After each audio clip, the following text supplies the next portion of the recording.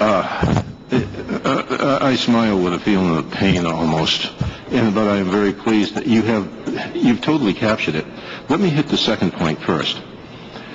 The people who are speaking out. Tom Ridge, the former Homeland Security Director, is saying there was not a single document that came across my desk during my tenure. Louis Freeh, the former FBI Director, Louis told me himself, when I was in charge of the FBI, the State Department tried to get my organization involved in blessing that terrorist designation, and I refused. John Sano, former CIA Director, has personally told me, and I've been with him when he's publicly stated, the Mujahideen al-Khalq was not a terrorist organization, and it was wrong.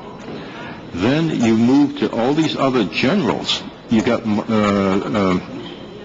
3 former chairmen of the Joint Chiefs of Staff. You got Wesley Clark. You got former Commandant of the Marine Corps, Jim Conway. I might jump in again, sir, because we've heard the testimony, the list of names here. Right. And at one point or other, because of the invasion of Iraq and the stories that many people felt were built up about weapons of mass destruction, that people believed were there and others did not believe they were there, and the evidence seemed to support them. It almost feels like the MEK has got sideswiped by the original campaign of misinformation that seemed to have come out of the Bush era. And the kind of shocking thing to me is that question, because we're actually past your time on this. Is how that seems to have carried over to the current administration.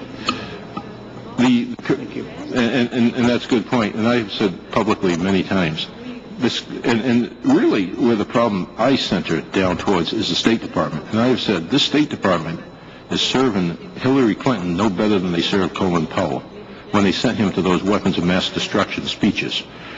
And the MEK did get sideswiped during this.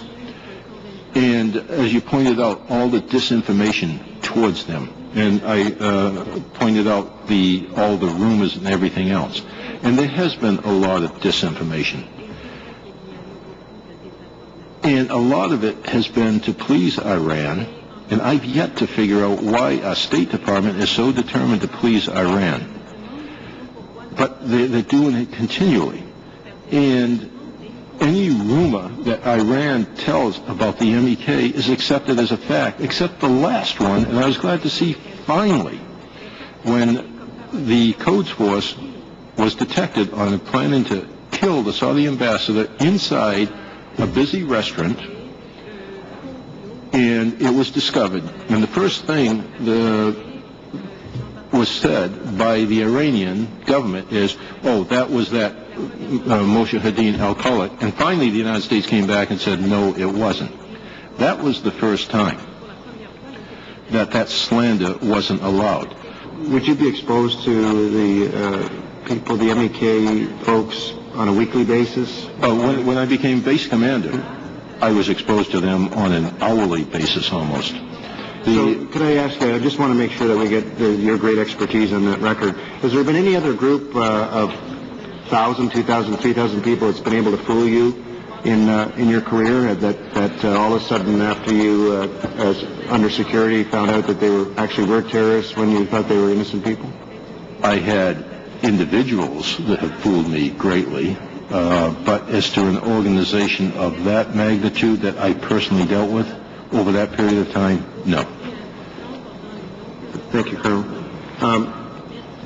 We've also heard from sources that these folks have continue to this day to have to be armed.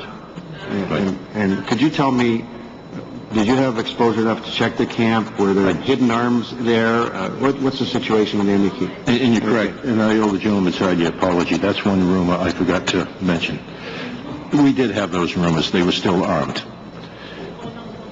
And I did have the ability to check all the camps. And even before I arrived, there were inspections of all the camps. And we had the rumors that, well, they had underground bunkers. Every time we debunked a rumor, and then somehow, oh, then it must be this way, took place. The best evidence I can suggest that, one, not only my own inspections, but the fact that they were not armed was the 2009 and 2011 videos. And that is